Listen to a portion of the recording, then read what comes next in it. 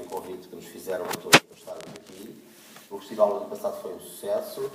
Este ano também está a ser, tendo em vista como decorreu a sessão de abertura de ontem e o espetáculo que seguiu.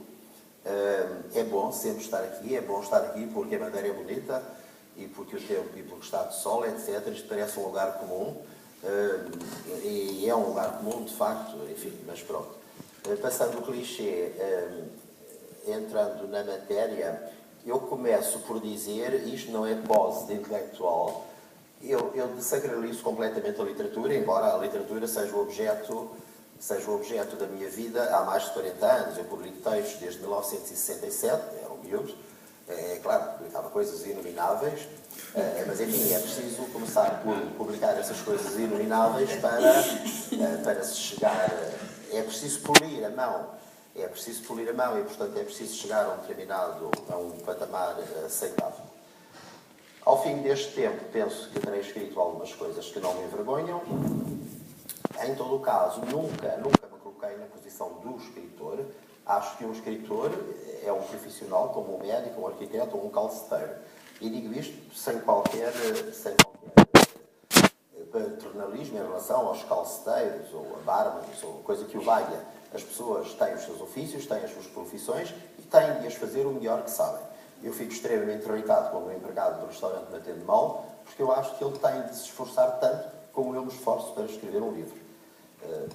Dito isto, eu associo a minha atividade de escritor à atividade de crítico literário, porque ser escritor em Portugal, infelizmente, não dá para pagar contas ao fim do mês, dá quando muito ao fim de um ano porque os editores no ano seguinte, do modo geral, pagam sempre royalties, mas depois a partir do segundo ano esquecem-se, atrasam, etc. e tal.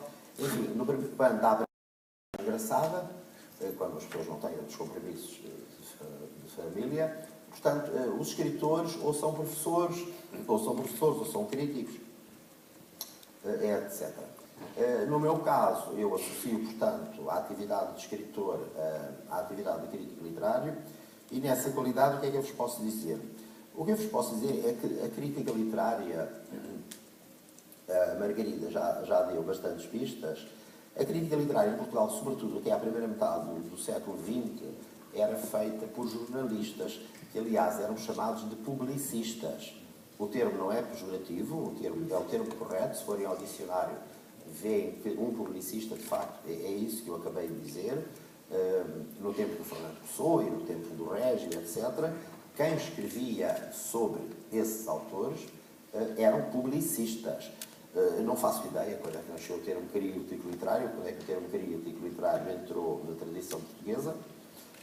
Sei que a partir dos anos 50, talvez da segunda metade dos anos 50, a crítica literária portuguesa deu um pulo.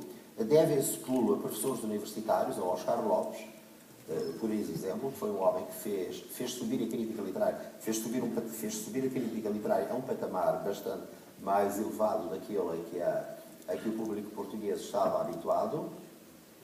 Depois a crítica entrou numa fase, enfim, eu sou muito crítico em relação à crítica dos anos 60, ao estruturalismo, etc., que está muito associado aos poetas da poesia 61, mas enfim, crítico ou não crítico, é um momento histórico que não podemos ignorar. Houve muita confusão, etc. O 25 de Abril trouxe depois outro tipo de crítica, que era a crítica engagée. Portanto, no fundo, a crítica tem sempre que ser engagée, tem sempre que ser comprometida. Se nós não acreditarmos naquilo que defendemos mal o objeto daquilo que nos interessa. Bem, em todo o caso, a seguir para o 25 de Abril, houve ali uma turbulência, houve um período que subverteu uma série de valores, tentando instituir um cânone que, no fundo, é muito engraçado. A Margarida também já falou da questão do cânone. Se as pessoas estiverem ao trabalho, claro, isto é uma coisa que só interessa a pessoas que gostam muito de ler, etc. Mas mas é importante que se diga, se nós pensarmos, se as pessoas pensarem quem era o cânone no dia 24 de Abril e quem era o cânone 2 anos depois, eu quando digo vi o 24 de Abril, 24 de Abril de 74, e pensarmos quem era depois o cânone em 76, nós encontramos 3 ou 4 nomes comuns. É claro que a Sofia passou incólume de um momento para o outro. A Agostina passou incólume de um momento para o outro. O Virgílio Ferreira também, etc. Mas há imensos nomes que eram autênticos bonzos antes do 25 de Abril e que desapareceram. Alguns desapareceram justissimamente e outros desapareceram. Foi uma certa injustiça. O José Gomes Ferreira, por exemplo, é um comunista, mas o José Gomes Ferreira, que é um grande poeta, desapareceu. Porque, de facto, digamos que o cânone